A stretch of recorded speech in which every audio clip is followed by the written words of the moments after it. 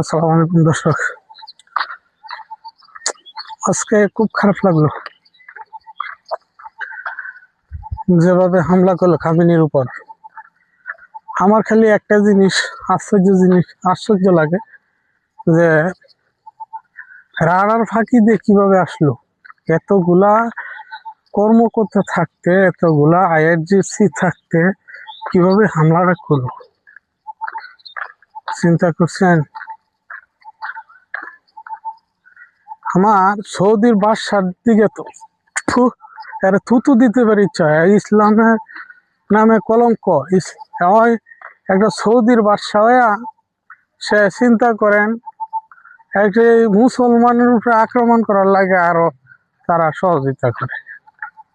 কি মানুষ না মানুষ নামের কলঙ্ক। যারা ইহুদির সাথে সম্পর্ক রেখে ব্যবসা করে, ভালো কথা, সম্পর্ক খারাপ হইব দেখে, ব্যবসা বন্ধ হইব দেখে তোরা এই মুখ কালাগালি কথা বলো, এটি হইল। তবে তেহরান খেলা শুরু করে দিছে, বিশ্বযুদ্ধ শুরু হয়ে গেছে। বাহরাইন, কাতার, কুয়েত, আরব আমিরাত, তারপরে আপনার সৌদি, এরা খালি প্রতিক্রিয়া জানা। লাভ নাই বাবু, প্রতিক্রিয়া জানায় না, ধ্বংস করবে। ইরান যেটা বলছে অবশ্যই ধ্বংস করবে। এটা সোজা না, ইরানের হাত থেকে মিসাইল থেকে রক্ষা পাওয়া। কি মনে করছো তোমরা? একজন সর্বোচ্চ ধর্মীয় নেতা যে ইহুদি সাম্রাজ্যের বিরুদ্ধে মাথা তুলে কথা বলে, তোমরা মুসলমান হইয়া তার সাথে যোগ দিয়েও কথা বল না, আবার উল্টা মুসলমানরে দোষ। যে গাজার জন্য লড়ছে এই আয়াতুল্লাহ আল খামেনি, তার বিরুদ্ধেই তোমরা যাও। কিচ্ছু ধরবে না তেহরান। আয়াতুল্লাহ খামেনি মরছে দেখে গিয়েছে, আরো খামেনি জন্ম নিব। একটা কথা মনে রাখো,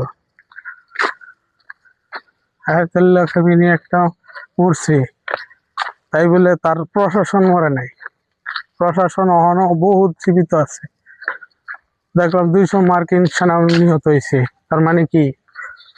ওরা অস্বীকার করে, ওরা হচ্ছে মিথ্যাবাদী, বিশ্বাসঘাতক, মিথ্যাবাদীর দল, বিশ্বাসঘাতক। ওরা মুসলমানের উপরে আক্রমণ করলো। গাজা এত নিরীহবাসীর উপর অত্যাচার করলো, কেউ তো প্রতিক্রিয়া জানাইলো না। তাহলে মুসলমান, এই জন্য আমি বলি যে একজনের পিছনে বাঁশ দেওয়ার লাগে আরেকজন দাঁড়ায় থাকে।